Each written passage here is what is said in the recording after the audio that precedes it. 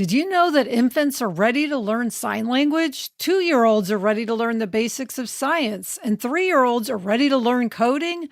Your child is ready to learn, and at Primrose Schools, teachers make the most of this time by creating a joyful, purposeful learning experience unlike any other. For instance, have you heard of the Primrose Friends? In every Primrose school classroom, teachers use these 12 lovable puppets to make character development joyful, meaningful, and memorable. From exploring generosity with Benjamin the Bear to practicing honesty with Peanut the Pony, every friend plays a special part in helping children learn important values while having plenty of fun along the way. We could all use some friends like that. You can learn more at primroseschools.com. Now enrolling infants through children age 5. That's primroseschools.com for more information. Elizabeth, you know that this year I am hosting Thanksgiving for the second time. Huge bucket list for me. And one of the things that makes it easier to prepare for any kind of big gathering, whether it's Thanksgiving or Friendsgiving or any kind of celebration, is knowing that you can go to one place that you know you're going to get high standards and good prices. And this is why I love going to Whole Foods Market. I can look for the 365 brand, and I know that I'm going to get everything that I need and want for a good price with the quality that I can count on. Yeah, they have everything from low price quality turkey to pantry essentials. And Gretchen, I have to add frozen appetizers, which are perfect for someone like me who is not a great cook. I love to get the quiche trio, their butterfly shrimp and breaded calamari. It's all so easy to prepare and so delicious. Enjoy so many ways to save on your Thanksgiving spread at Whole Foods Market. Lemonada.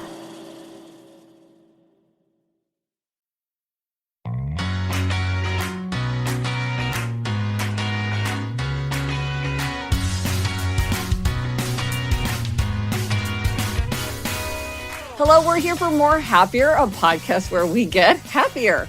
Today's episode is the next in our Roundtable conversation series, and the topic is intentional celebration. How we can design our celebrations to reflect our values and deepen our connections instead of just feeling overwhelmed by tasks and to-do lists and obligations. I'm Gretchen Rubin, a writer who studies happiness and human nature. I'm host of the Happier with Gretchen Rubin podcast and the new podcast, Since You Asked. I've also written books like The Happiness Project and Happier at Home, which are very relevant to our discussion today. And I am so excited to be talking today with 3 terrific guests. First, Priya Parker. Priya is a facilitator, advisor, and the acclaimed author of The Art of Gathering, How We Meet and Why It Matters. She helps people create more meaningful connections and a deeper sense of belonging through the Art of Gathering digital course and her Substack publication, Group Life, which I love this. It aims to make group help as normal as self-help. Hello, Priya. Hi, Gretchen. So great to be here. And we will also be joined by Frances Lamb. Frances is the host of The Splendid Table from American Public Media and vice president and editor-in-chief of Clarkson Potter at Penguin Random House. It's a leader in cookbook publishing. He is a former New York Times Magazine columnist and Top Chef Masters judge. He's an award-winning writer whose work has appeared in Gourmet, Bon Appetit, and Food and Wine. He graduated first in his class from the Culinary Institute of America. Well done, Frances. Hello. I forgot that you got that version of my bio, but hey, Gretchen, thank you for having me. I love a first. And then I am so excited, as always, to be talking to my old friend, Kate Bowler. Kate Bowler is a New York Times bestselling author, the award-winning host of the Everything Happens podcast, and an associate professor at Duke University. She studies how we make sense of success, suffering, and change. And her books include Everything Happens for a Reason, No Cure for Being Human, her most recent, which is Have a Beautiful, Terrible Day. And her new book will hit the shelves in just a few months, Joyful Anyway. So hello, Kate.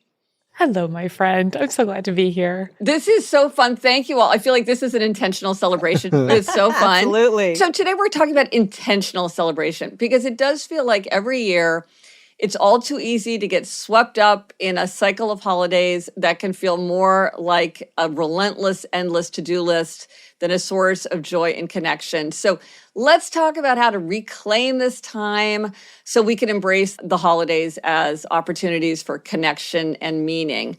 And just to jump right in, Priya, I want to open with you. You write about defining the purpose of a gathering. And for holidays like Thanksgiving or New Year's, there's sort of a pre-written script.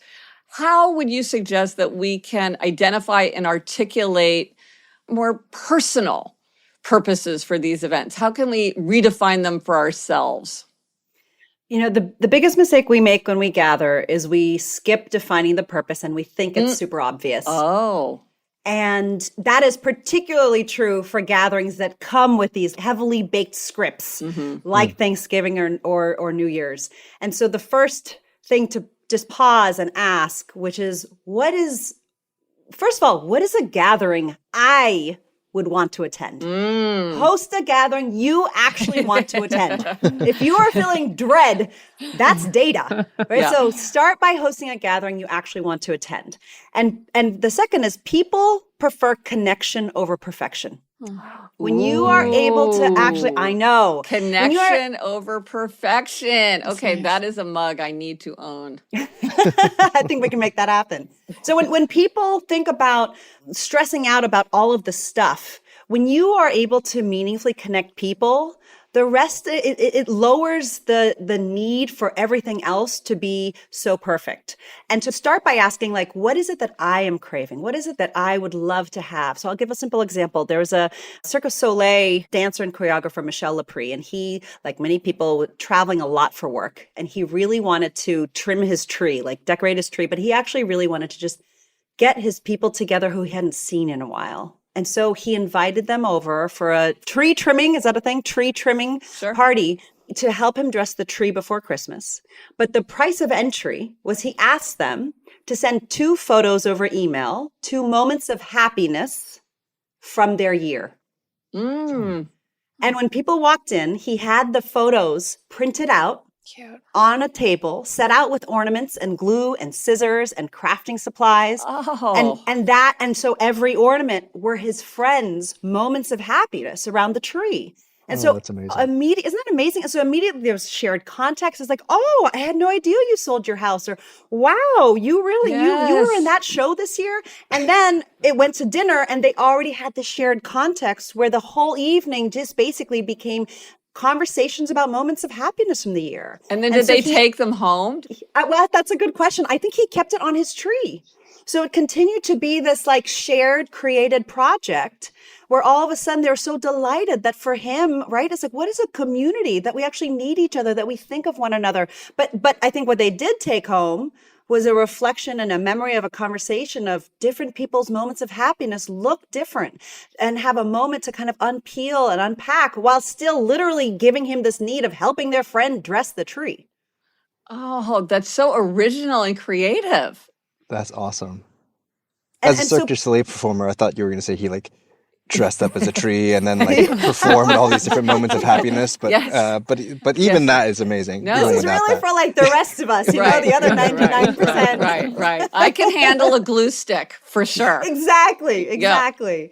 And so much of this is like, okay, he didn't start by saying like, I should have my tree trimmed to have anyone over. Right. I don't know if you've seen these photos or these videos on Instagram of baby showers where people are coming over and helping the mother-to-be clean her home. Oh, no. And like all of them are like sponging the walls and listening to music together and really feel, rather than being used, of use. Right? It's like, what does it actually mean to help one another? What does it mean to lean into what your life actually, and this is so much, Kate, of your work. Yeah, I was just thinking But this is a simple example of just like, what do I need? And it's not to make your friends, you still want to host. Yes. But it was just the right amount of weight as a host to be like, okay, this is really cool. And also now I know what to talk about with all these other people. They didn't all know each other. So it gave them a way in. Right. Oh, that's beautiful. And I love that you can really approach it creatively. You're not locked into these scripts that we're familiar with. You can really think about imagining it anew and making it work for you, and making it more interesting and exciting for other people too. Well, coming up, we are going to talk about food, because you cannot talk about celebration without talking about food and the emotional connections that we feel to food. But first, this break.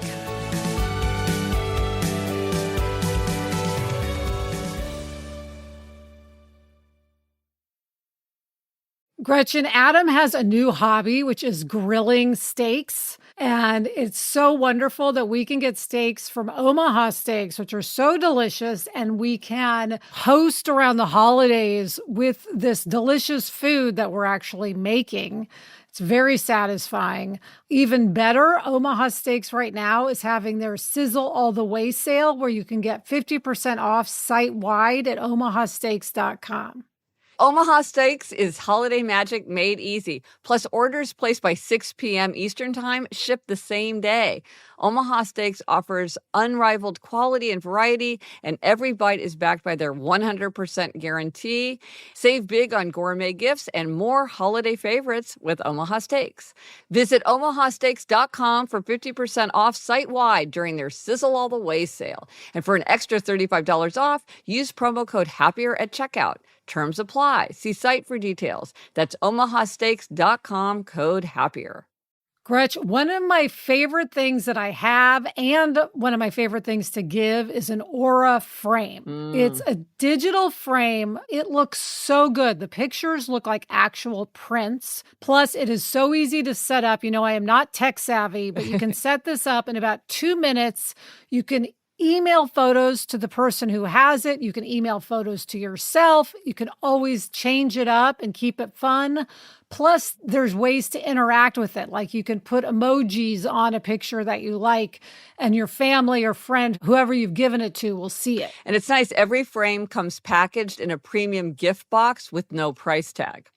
For a limited time, visit auraframes.com and get $45 off Aura's best-selling Carver matte frames, named #1 by Wirecutter, by using promo code HAPPIER at checkout. That's AURA frames.com, promo code HAPPIER. This exclusive Black Friday Cyber Monday deal is their best of the year, so order now before it ends. Support the show by mentioning us at checkout. Terms and conditions apply. The holidays are such a joyful time, but let's be honest, they can also be a lot. There's so much to cook, so much to clean, and unfortunately, so much food waste. You know, we're always thinking about the small things we can do that make an impact, not just for our own happiness, but for the planet too. And that's why I'm such a big fan of my Mill food recycler. Mill is odorless and fully automated, eliminating all the pain points associated with old-fashioned compost pails and smelly garbage cans. It makes keeping food out of the trash as easy as dropping it in. It can be hectic in my home around the holidays, but Mill keeps me keeping my cool when I'm hosting. With all the food prep and guests arriving, I never have to stress about the trash. Plus, it looks super cool and modern in my kitchen. Add Mill to your wish list or gift one now. Get up to $200 off during their biggest sale of the season, Thursday, November 20th through Monday, December 1st. Miss the sale? You can still get $75 off with code HAPPY. Visit mill.com/happy. That's mill.com/HAPPY. Are you a trailblazer, a risk taker, someone with countless tales of epic adventure? Well, I'm not quite there yet, but I'm working on it. Even the boldest among us started small, daring themselves to reach greater goals each day.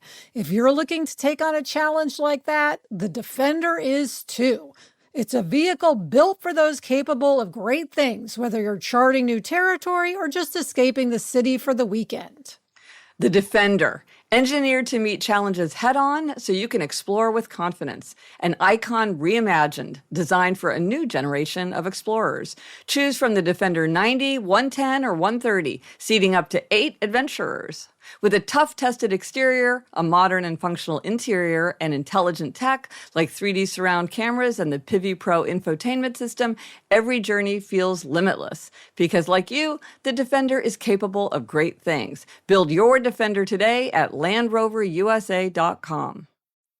And now we're back. Frances, let me ask you, you're a culinary expert, and on a practical level, how can we use food to tell a story or express our values in a way that just goes beyond the delicious meal? Like, oh, it's a wonderful apple pie or whatever.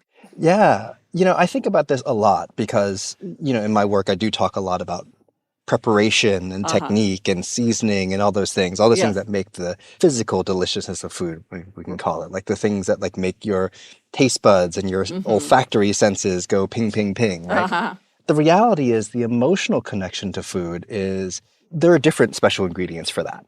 I think those ingredients tend to be remembrance, nostalgia, maybe repeated action. If we think about, how do we make a meal into a ritual? Like, how do we elevate a meal, which you have hopefully every day, hopefully multiple times a day, right? But how do we elevate that to the idea of ritual? And I think if you think about those ingredients of remembrance, nostalgia, and repeated action, like that's what can help create ritual.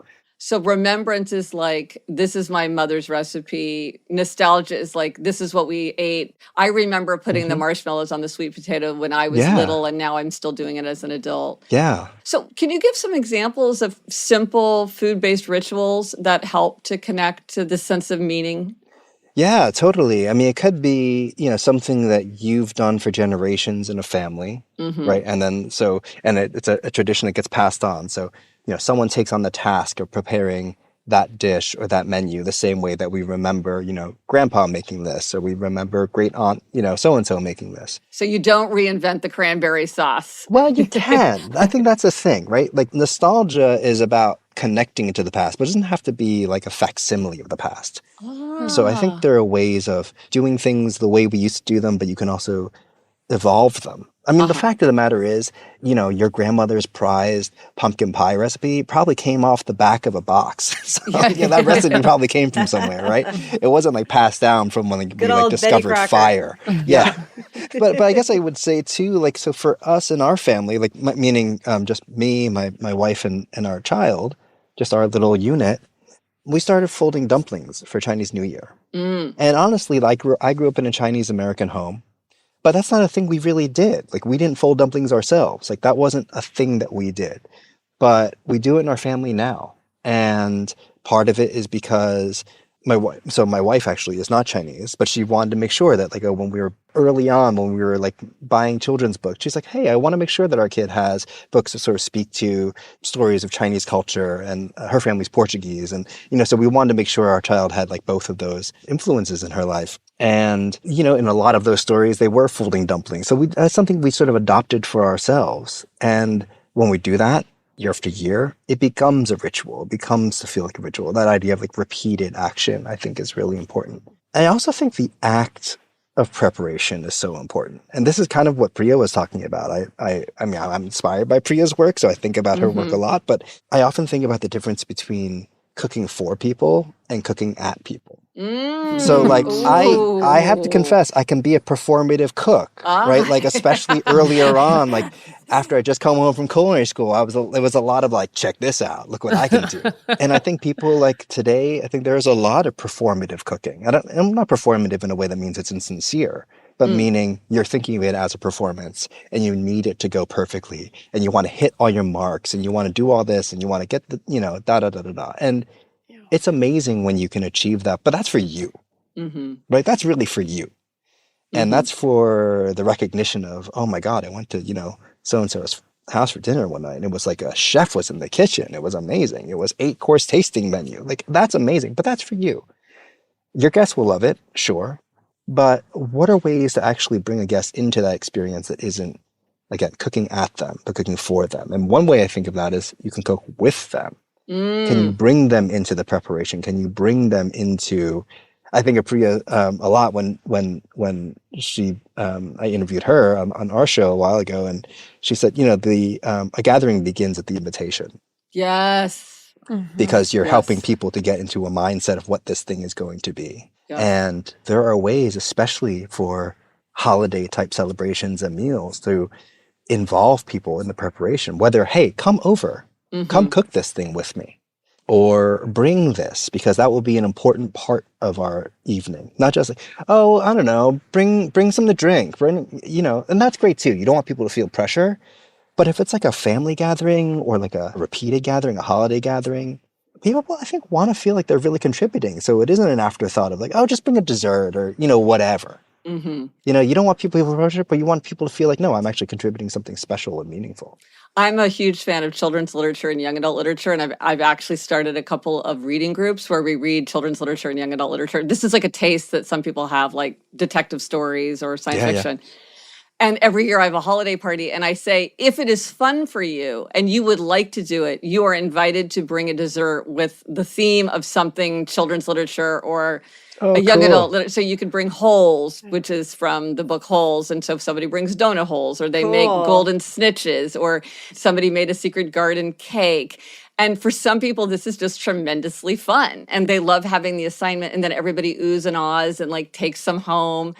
But it's only for the people who find that fun. And yet it really adds to the sense of festivity because other people have contributed. And yet it's a low lift, like no pressure on anybody if that's not their thing. Somebody made homemade raspberry cordial inspired by Anna Green Gables. And I'm like, okay, you're not coming to my house for homemade raspberry cordial.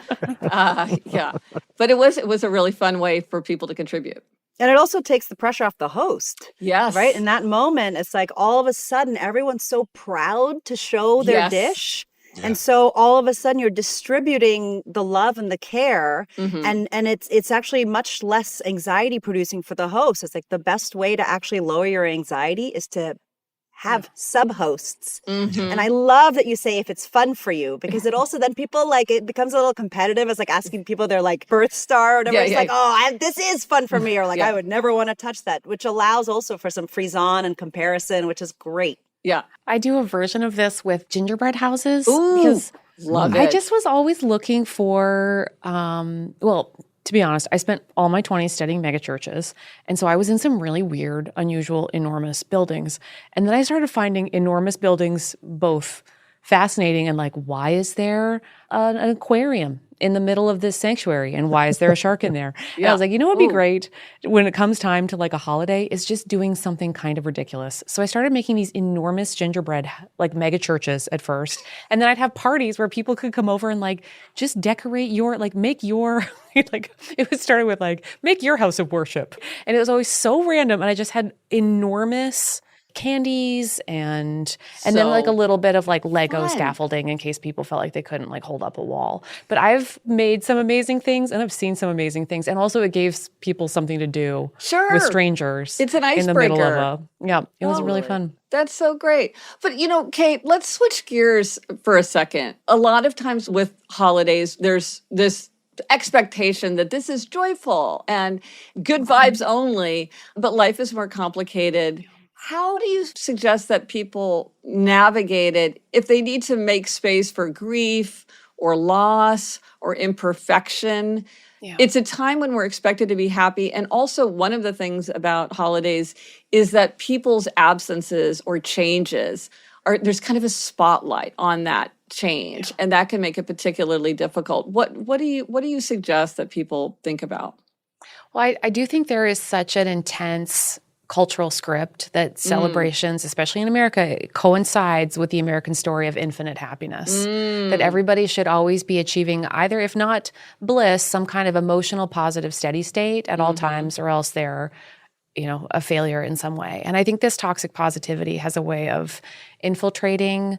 Like it usually also connects with a form of perfectionism that's marketed toward women, where everything has to be. It has to be Instagram worthy. Pretty and good and perfect, and everyone's expectations has to be met. And that's difficult because that kind of both perfectionism or positivity doesn't allow for mixed state emotion. So I think it might be a nice time to just sort of allow there to be a little bit more cracks in the seams here and let other kinds of emotions be, frankly, like as important. And that gets us back to something, Priya, when you said, like, what's the purpose of this? Maybe one of the things that people could name is this holiday, I just want a minute to feel sad that my dad is gone. Because I get beautiful mail about this. I got one the other day that was a family that was celebrating the holidays for the first time. And they had a great time, but they realized that they just couldn't quite find a place to grieve the fact that they just lost the dad of the family. And so they went outside in the backyard and they lit a fire. And then for some reason, someone just pulled out a card that was like the worst bereavement card that they'd gotten. that just said every insensitive thing, like God needed an angel. And, and then they like laughed and someone threw it in the fire. And then everyone else just started like writing down or saying out loud every stupid, horrible thing that someone had said to them that year. And they just That is like not where I saw you laughed. going with that story, Kate, with the fire, the fire under the stars. No, it was like catharsis. They laughed it's and real. cried. Yeah. But I like that what people give themselves sometimes is if there's a script, just let yourself know, okay, right now I'm following the script, but there might need to be a moment where I need to go off script, and that might end up being the most beautiful thing that happens. And then they roasted marshmallows in that fire. Yes, exactly. And the scorn of our enemies. And can you think of any other examples? Like, is it a moment of silence around a table? Or are there other suggestions? And maybe people are wanting to bring this to a family gathering and they're not sure how to broach it. Yeah. Yeah. Sometimes saying, like, can we do this specific thing is easier. I totally agree. And I do think food is such a lovely way, especially that feels like some kind of memory or memorial where like grandma's bun recipe, that kind of thing. But I do think too, it's okay to add a little twist, especially if something feels too sweet that it starts to feel painful. So for instance, I know this family where they'd lost their son and they just weren't sure what to do with his stocking. And they just decided, well, what if I just put it up? But what if so the year right after he died, they all just wrote little notes and put it in the stocking, and they didn't read them because they weren't ready. But they just decided it was like a little moment of hope that maybe next year they could write another note, and maybe next year they'd be ready to take something out and read it back as a story about a love that goes on and on. You're ready for the holidays. The turkey's been going since this morning. The sides are perfectly seasoned. The out-of-towners have a bed, couch, or futon to crash on for the night. All that's left to take care of is your peace of mind. That's why ADT is here. With their professionally installed home security systems, you get protection that helps you feel safe. When every second counts, count on ADT. Visit ADT.com or call 1-800-ADT-ASAP. When every second counts, count on ADT. This podcast is sponsored by Squarespace. Gretchen, way back when I started my other podcast, Happier in Hollywood, you told me, Elizabeth, start a website. And did I listen to you? Not for a long time. But I do not want our listeners to do what I did. Start a website immediately when you have a business or something you're interested in, because it will only help you. And Squarespace is truly the perfect place to do that. Yeah, Squarespace is the all-in-one platform to build and grow your online presence. You know, whether you're starting a passion project, you're promoting your comedy or your podcast, or you're turning a side hustle into a business, Squarespace makes it easy to stand out online. And if you offer services or run events, Squarespace lets you book clients, send invoices, and get paid all in one place. Head to squarespace.com/happy for a free trial. And when you're ready to launch, use offer code HAPPY to save 10% off your first purchase of a website or domain. Elizabeth, you know I love this time of year, but one thing I do not love is how short the days are. I feel like I'm always trying to cram so many things into a limited number of daylight hours. But one thing that's helping me really stay on top of my routine during this busy time is the new Peloton Cross Training Tread Plus. Powered by Peloton IQ, the Peloton Cross Training Tread Plus is Peloton's most elevated equipment yet. With features that help you plan, stay motivated, and achieve peak performance, you can let yourself run, lift, sculpt, push, and go, while Peloton handles the rest. Peloton IQ creates a personal workout roadmap with weekly recommended classes led by instructors who match your mood, vibe, and personality. Go on a 45-minute run on the Tread Plus or do a 5-minute stretch routine off of it with just one smooth spin of the swivel screen. It offers endless ways to train for a well-rounded routine no matter how busy you are. This is cross-training reimagined. Let yourself run, lift, sculpt, push, and go. Explore the new Peloton Cross Training Tread Plus at onepeloton.com. It's time for Black Friday, Dell Technologies' biggest sale of the year. That's right, you'll find huge savings on select Dell PCs like the Dell 16 Plus with Intel Core Ultra processors. And with built-in advanced AI features, it's the PC that helps you do more faster. From smarter multitasking to extended battery life, these PCs get the busy work done so you can focus on what matters most to you. Plus, earn Dell rewards and enjoy many other benefits like free shipping, expert support, price match guarantee, and flexible financing options. They also have the biggest deals on accessories that pair perfectly with your Dell PC, improving the way you work, play, and connect. Whether you just started holiday shopping or you're finishing up, these PCs and accessories make perfect gifts for everyone on your list. Shop now at Dell.com/deals and don't miss out. That's Dell.com/deals. It's beautiful. That is beautiful. There's so much intelligence in that. Yes. It's like giving permission without diving in too deep. When actually literally physically touching something, having an actual representation of the person who's been lost. So it's so powerful. It is amazing how many like place settings, stockings, like maybe all this stuff is like a good sign for us. Like maybe let's just look at it again for a second time and wonder what could this object mean. Exactly. Your stories were reminding me of another example, and it was a way someone was trying to figure out. It was the first Thanksgiving for this woman, Amanda, without her grandmother. And I think sort of like so many families or friends, it's like when you think about it ahead of time, and if you want to prepare, it's like, well, what is the right level of like touching this, but also letting it be? And she wasn't sure. So her mother was hosting their extended family and they were still kind of rattled from the loss. And Amanda called ahead of time, right? It's also thinking about the gathering starts at the invitation, but also like really thinking about the intentionality is really thinking ahead of time. What would we like to happen? And so she called her mother and she said, what feelings do you want to elicit at dinner? And her mother said, comfort and happiness. Okay. And Amanda then reached out to all of the guests, asking them to send a few songs that brought them comfort and happiness, which she then used to make a playlist for the Thanksgiving dinner. And it was this subtle and gentle form of invitation at a tender moment. But then what happened is throughout the evening, when the guests would hear the song and be like, that's my song. It's sort of like, that's my cordial, and then shared why they chose the tracks they did. And they talked about the concerts they attended and sang along with songs they had in common with her grandmother.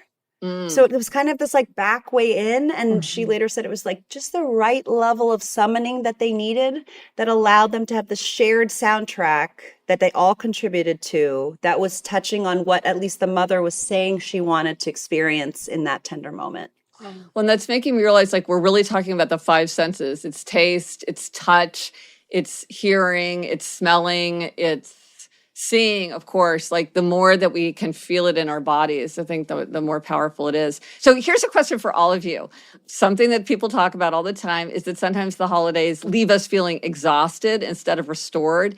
What is one common societal pressure or expectation around celebrations, holiday or any kind of celebration, that you would like to see disappear forever? And why? If you could just strike it out, what would it be? That all the food has to be hot. Ooh, say more, Francis. This is the guy who is number one. This is yeah, okay, tell us. I'm staying in my lane, but I would say this. I think one of the things I do see people when they're hosting, when they're preparing the food or whatever, it's really hard to get a lot of food on the table hot at the same time. It is. And so maybe you don't have to. Mashed potatoes do have to be hot, I will say that. Okay. But if there's only one thing out, maybe it's just the mashed potatoes. The turkey, it can be warm. Right. The roast can be warm. Make a lot of if you're preparing a menu, think of lots of things that people love to eat, room temperature or even chilled.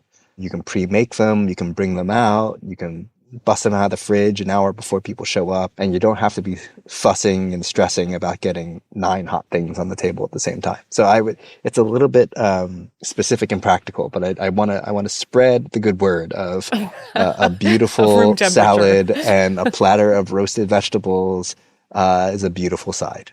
Excellent. I love that. I love that. Okay. Any other candidates?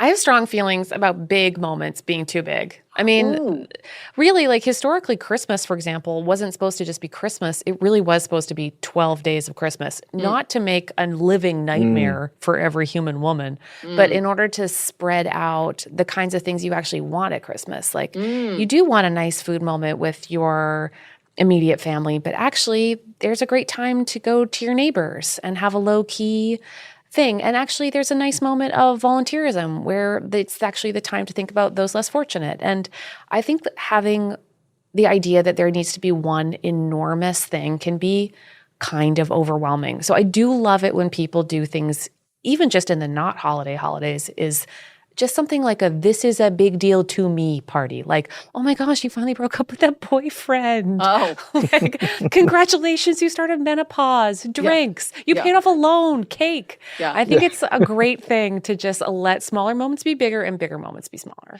So here's my suggestion, because my next book is about the empty nest as a forced reckoning of adulthood. I'm going to try to convince the world, like a lot of people take a trip right after they drop a freshman off at college to be a buffer. I want to call this the fresh moon. There's the baby moon, there's the honeymoon, and this is the fresh moon. It's a fresh start for you as you drop off your freshman. What do you think? It's a new celebration.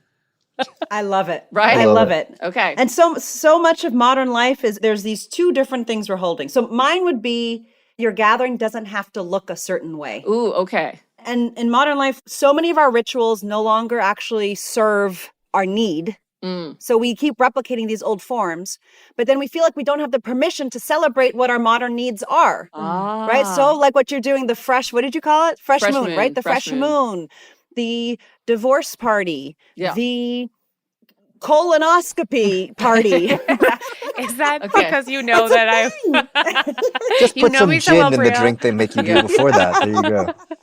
And so much of this is like both being intentional and paying more attention to what is our actual need? When are we actually feeling tender? What is it that our ancestors didn't actually have to deal with? And so there wasn't a ritual tomorrow. Most people didn't live till 90, you know, whatever it might be. Divorce wasn't allowed in those mega churches, you know, whatever it is. That is like when we have transitions, right? Yes. Gatherings are basically about marking transitions. Yes. And the best gatherings also transform us. They take us from a state and they take us to a state. So when Francis and his wife are making dumplings, folding dumplings with their child, at some level, like they're folding dumplings, but they're also taking that child and the family from a state of the three of them to a state in which Chineseness is also part of their formation. Mm-hmm. Mm-hmm. Yeah. And one of the things I love about Kate, your idea of the gingerbread house is like this was your scholarly research and experience was coming in. Like it's like I'm sure it was fascinating to people to be like, oh, why are we doing this? Why is that woman it's like doing you're that? bringing in all these parts and sharing them with people in this really imaginative way. So I think it's right. We can recreate these things according to what a life looks like now, rather than these very traditional kind of, you know, a Christmas Carol vision of what a holiday looks like. So coming up, we are going to talk about very simple, try this at home suggestions about how to transform the holidays, but in a way that's manageable. But first, this break.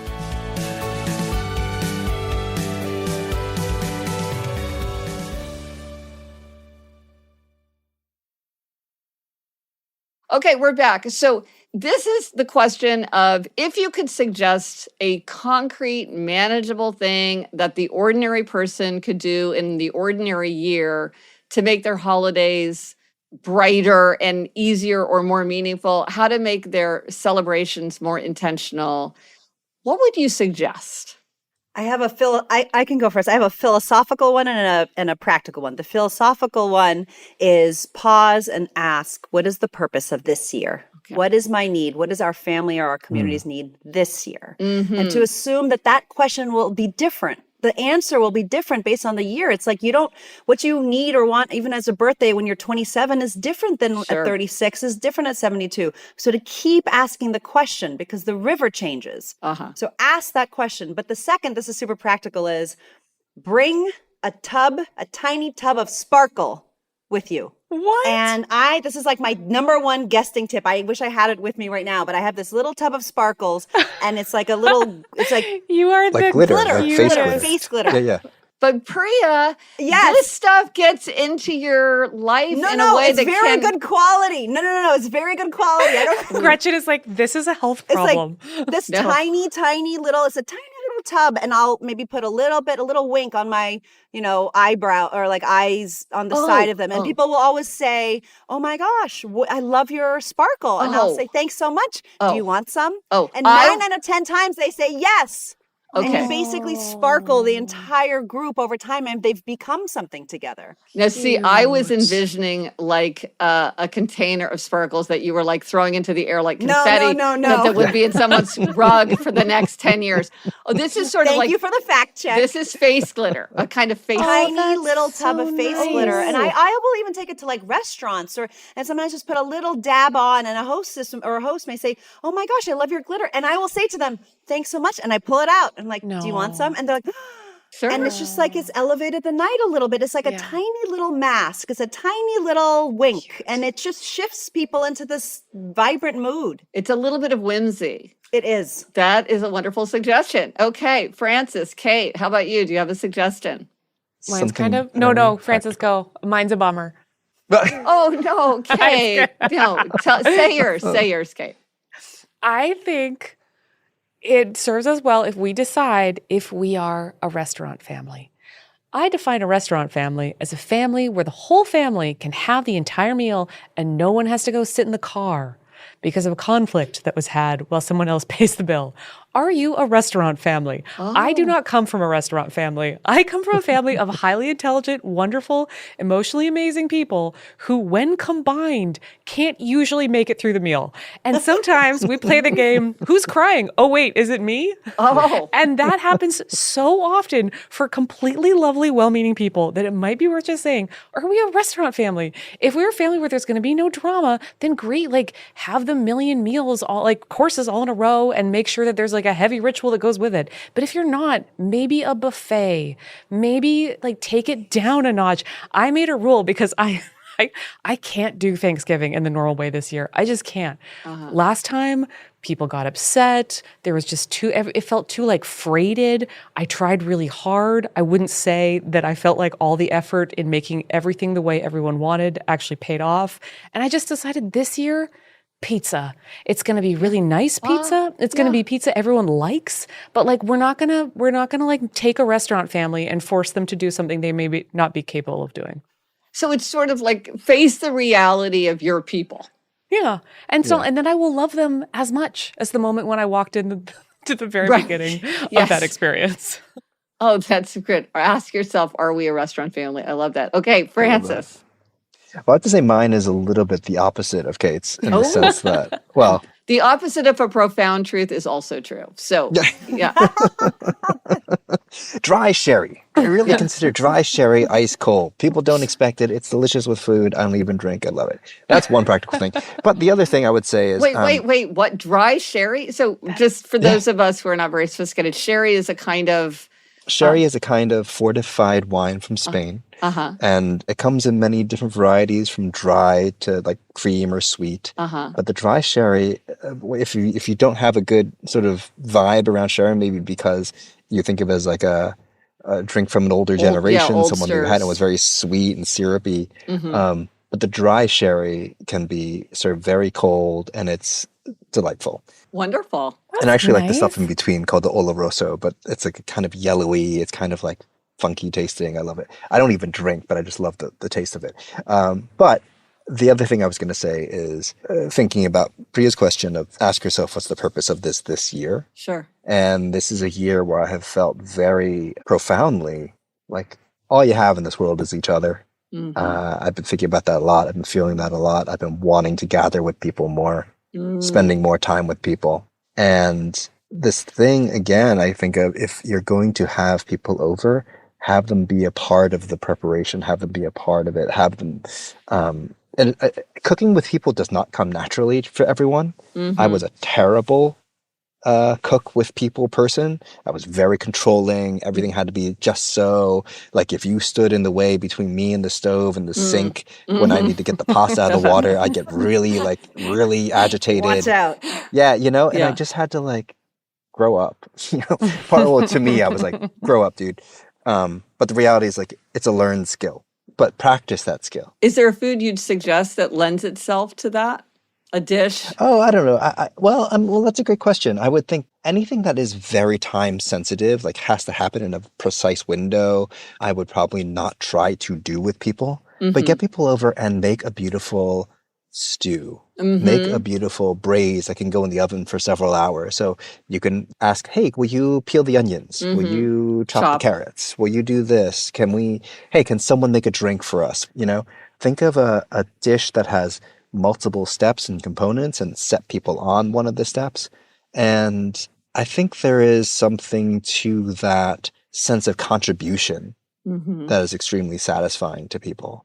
In addition to, we can all just kind of hang out and gossip or catch each other up on our lives or so on and so forth. I have a children's book for you. This is going to tie together our whole conversation. Stone soup. I was going to say, is it stone soup? Yeah. Oh, that's a wonderful. Well, and it's a story with a twist, which we will not give away the twist ending. But for anyone who does not know the famous story of stone soup, that's a wonderful story. And thank you, Priya. Talk about bringing all the strands of this conversation together. That is wonderful. And I think the bottom line is do it. However it works for you, just bring people together. And just relationships are so important to our happiness, and we can make these moments work for us, whatever that looks like.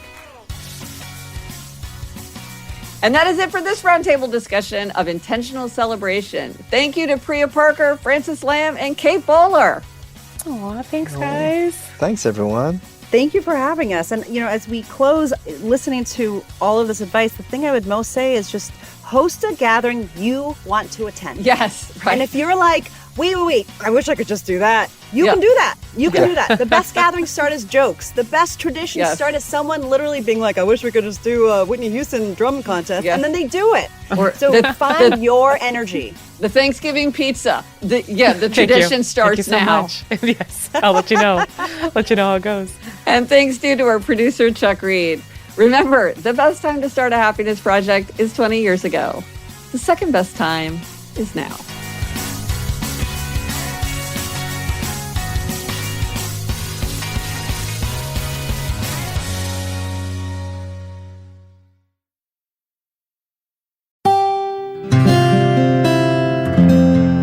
From the Onward Project.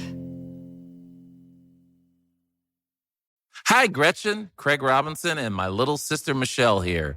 We host a new podcast called IMO with Michelle Obama and Craig Robinson.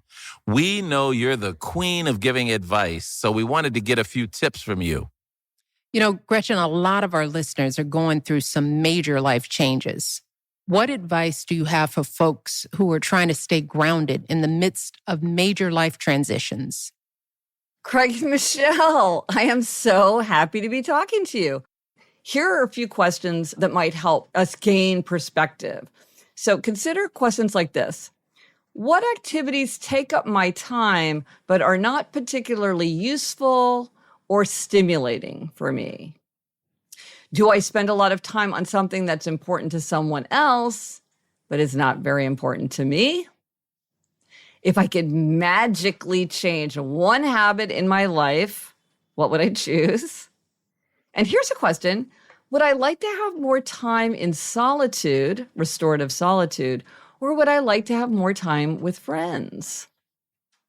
Just thinking about questions like this can help us start to figure out how we might make our lives happier. With greater self-knowledge, we're better able to make hard decisions that reflect ourselves, our own nature, our own interests, our own values. In my own case, I have found that the more my life reflects my nature, the happier I get, and the more grounded I feel when I'm going through a period of major change or transition. For more great advice, search for IMO with Michelle Obama and Craig Robinson wherever you get podcasts.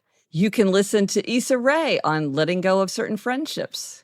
Kiki Palmer on why disappointment is actually the key to career success. Seth and Lauren Rogan on caring for aging parents, and so many more.